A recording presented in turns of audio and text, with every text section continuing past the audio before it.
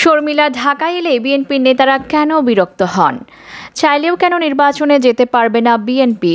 আন্দোলনে আমরা একা নই, গণতান্ত্রিক বিশ্বও আছে বললেন মির্জা ফখরুল।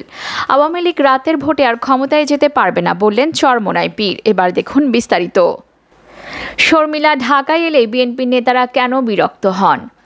সৈয়দ শর্মিলা রহমান, ডাকনাম সিথি, বেগম খালেদা জিয়ার ছোট ছেলে প্রয়াত আরাফাত রহমান কোকোর স্ত্রী। 2 সন্তান নিয়ে তিনি থাকেন লন্ডনে। কিন্তু বেগম খালেদা জিয়া যখনই সংকটে পড়েন, যখনই অসুস্থ হন, তখনই তিনি সবকিছু ফেলে ছুটে আসেন। তার বাংলাদেশে আসা পছন্দ করেন না তারেক জিয়া। তারেক জিয়ার ধারণা সরকারের সাথে শর্মিলার গোপন সম্পর্ক রয়েছে, আর এ কারণে শর্মিলা ঢাকা এলে কোনো বাধা দেওয়া হয় না। গত 15 বছরে বেগম খালেদা জিয়া, তার বড় ছেলে তারেক জিয়া, বড় ছেলের স্ত্রী জোবাইদা রহমান সহ বেগম জিয়ার পরিবারের সকলের বিরুদ্ধে মামলা হয়েছে। শুধুমাত্র মামলা হয়নি সৈয়দা শর্মিলা রহমানের বিরুদ্ধে, এমনকি তার প্রয়াত স্বামী Arafat Rahman cocoa money laundering মামলায় অভিযুক্ত অবস্থায় মৃত্যুবরণ করেন মালয়েশিয়ায়। সৈয়দা শর্মিলা রহমানের সাথে কি সরকারের কোনো গোপন সম্পর্ক রয়েছে? সৈয়দা শর্মিলা রহমান কি আগামী জাতীয় সংসদ নির্বাচনে বিএনপিকে নিয়ে আসার জন্য বেগম জিয়াকে প্রভাবিত করতে চান, বা তার মধ্যস্থতায় কি বেগম খালেদা জিয়া কেন্দ্রীয় কারাগার থেকে ফিরোজা এসেছেন? এই প্রশ্নগুলো বিএনপির রাজনীতিতে প্রতিনিয়ত চর্চা হচ্ছে, আর এই চর্চার কারণেই শর্মিলা রহমানকে ঢাকায় স্বাগত জানায় না বিএনপি নেতারা। শর্মিলা রহমান ঢাকা এলে বিএনপি নেতারা তাকে এড়িয়ে চলেন, এমনকি বিএনপির গুরুত্বপূর্ণ নেতারা তার সঙ্গে কুশলাতি পর্যন্ত বিনিময় করেন না। কেন এই ধরনের ঘটনা? এর ব্যাখ্যা দিয়েছেন বিএনপির একাধিক নেতা। বিএনপির একজন সিনিয়র ভাইস চেয়ারম্যান বলেছেন, শর্মিলা রহমান যেহেতু রাজনীতির সঙ্গে সরাসরি যুক্ত না, তিনি বা তার প্রয়াত স্বামী কখনোই রাজনৈতিক কর্মকাণ্ডে জড়িত ছিলেন না। একান্ত ব্যক্তিগত পারিবারিক কারণে তিনি ঢাকায় আসেন, বেগম খালেদা জিয়ার শুশ্রূষা করেন, তাকে সময় দেন, অসুস্থ শাশুড়ির সেবা যত্ন করেন। এটি তার পারিবারিক বিষয়। এখানে বিএনপির নেতারা নাক গলাতে চান না এবং বেগম খালেদা জিয়া বা শর্মিলা রহমান দুজনেরই কেউই এটি পছন্দ করেন না। তারা একান্তে নীরবে পারিবারিক সময় কাটাতে চান। এটা রাজনৈতিক বহির্ভূত বিষয়।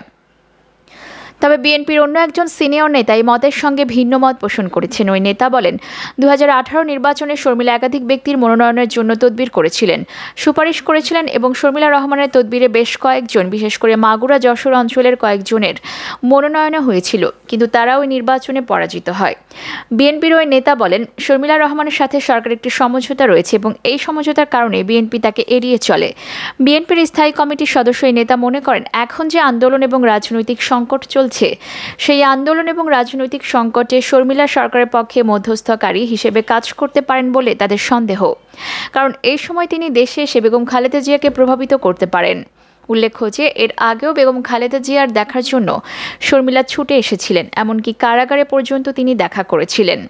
সংশ্লিষ্ট সূত্রগুলো মনে করছে, এবার শর্মিলা রহমানের ঢাকায় আসার পেছনে একটি সমঝোতা চেষ্টা আছে। তিনি সরকারের সাথে বেগম খালেদা জিয়ার মুক্তির বিষয়টি নিয়ে ফয়সালা করতে চান।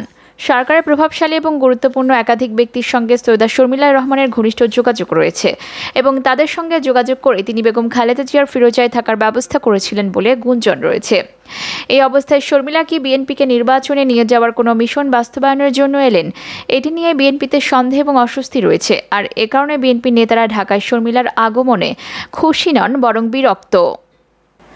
অপরদিকে চাইলেও কেন নির্বাচনে যেতে পারবে না বিএনপি? আগামী জাতীয় সংসদ নির্বাচনে বিএনপি আসবে কি আসবে না, এটি কোটি টাকার প্রশ্ন। বিএনপির পক্ষ থেকে এখনও বলা হচ্ছে, নির্দলীয় নিরপেক্ষ তত্ত্বাবধায়ক সরকার ছাড়া তারা নির্বাচনে যাবে না।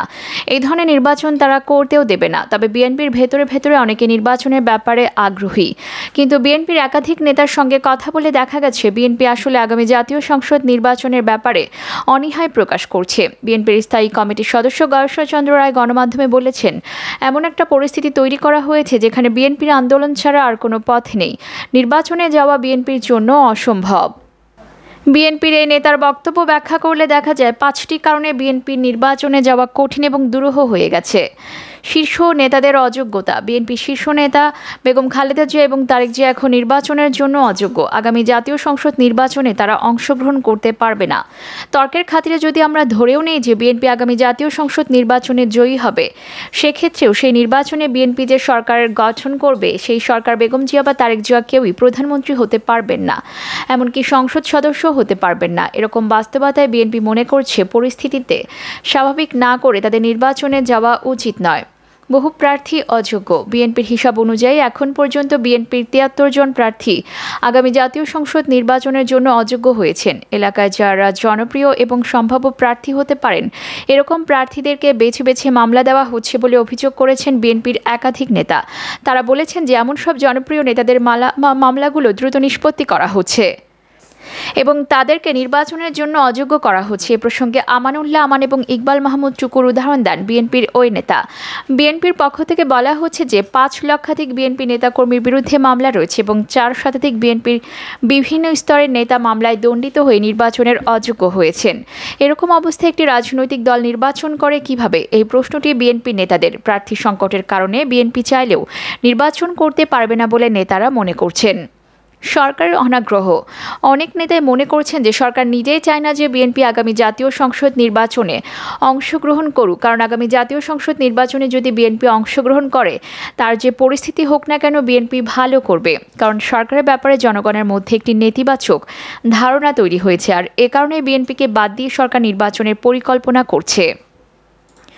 অপরদিকে আন্দোলনে আমরা একা নই, গণতান্ত্রিক বিশ্বও আছে বললেন মির্জা ফখরুল। বিএনপি মহাসচিব মির্জা ফখরুল ইসলাম আলমগীর বলেছেন, আন্দোলনে আমরা একা নই, আমাদের সঙ্গে গণতান্ত্রিক বিশ্ব আছে। তাই তিনি সবাইকে একযোগে বাংলাদেশে গণতন্ত্র প্রতিষ্ঠার জন্য ঝাঁপিয়ে পড়ার আহ্বান জানিয়েছেন। আন্তর্জাতিক গণতন্ত্র দিবস শুক্রবার বিকেলে রাজধানীর নয়াপল্টনে খালেদা জিয়া সহ নেতাদের মিথ্যা মামলার সাজার প্রতিবাদে এক সমাবেশে মির্জা ফখরুল ইসলাম এসব কথা বলেন। সমাবেশে বক্তব্যে বিএনপি মহাসচিব সম্প্রতি দুর্নীতি ও ফৌজদারি মামলায় ইকবাল হাসান মাহমুদ, আমানুল্লাহ আমান সহ অনেক নেতাকে সাজা দিয়ে কারাবন্দী করার ঘটনা উল্লেখ করেন। তিনি বলেন, তরুণদের জেগে উঠতে হবে, এখানে শুধু স্লোগান দিলে হবে না, সামনে বেরিয়ে আসতে হবে। গুলি, আক্রমণ সবকিছুকে সামনে নিয়ে দেশকে যদি বাঁচাতে চাই আমাদের সামনে এগিয়ে আসতে হবে, আর কাল বিলম্ব নয়, এখনই সময় আমাদের ঝাঁপিয়ে পড়তে হবে।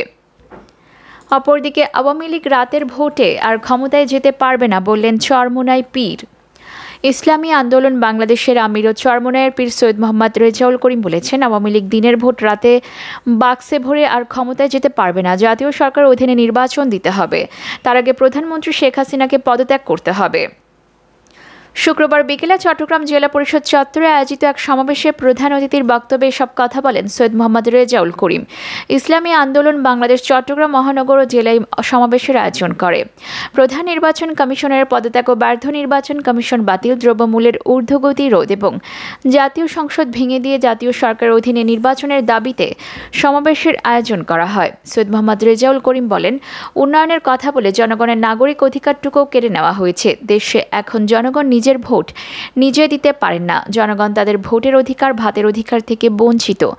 দেশের স্বাধীনতা, সার্বভৌমত্ব আজ সংকটাপন্ন। জনগণ তাদের মৌলিক অধিকার থেকে বঞ্চিত। দুর্নীতিবাজ, লুটেরা ও তাবেদার শক্তি দেশের মানুষকে জিম্মি করে রেখেছে।